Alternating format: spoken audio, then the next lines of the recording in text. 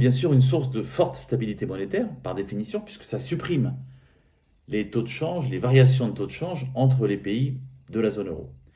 Alors pour illustrer cet avantage, moi j'ai une anecdote que j'ai vécue avant l'euro, lorsque j'étais à la Banque de France d'Annecy, donc ça ne me rajeunit pas, 1993. Donc il n'y avait pas l'euro, bien sûr. Et à l'époque, il y avait donc des monnaies nationales en Europe qui variaient de manière parfois désordonnée. 93, on a appelé ça les dévaluations compétitives.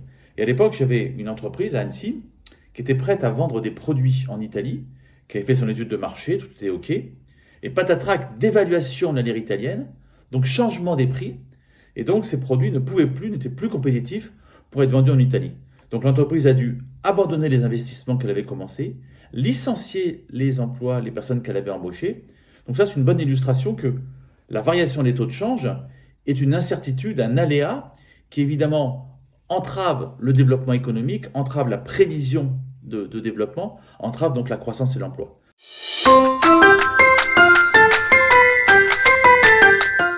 Il y a le défi, bien sûr, environnemental. Donc, l'euro et la Banque centrale européenne travaillent aussi sur ces questions-là. Il y a le défi numérique. On prépare aussi un euro numérique qui pourra être utilisé par ceux qui le souhaitent.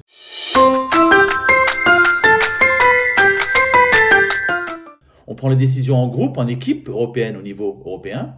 Et puis après, chacun, dans son pays, les met en œuvre. C'est ce que fait la Banque de France, auquel elle ajoute bien sûr des missions propres nationales, comme par exemple le soutien aux entreprises, au travers de la médiation du crédit, la cotation des entreprises, ou le soutien aux particuliers, au travers de la gestion des fichiers et surtout l'aide au surendettement.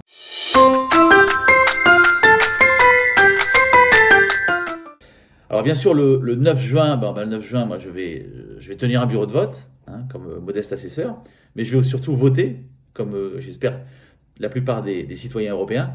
C'est très important puisque si on ne vote pas, c'est les autres qui décident pour nous. Donc mieux vaut quand même participer aux choix qui nous concernent.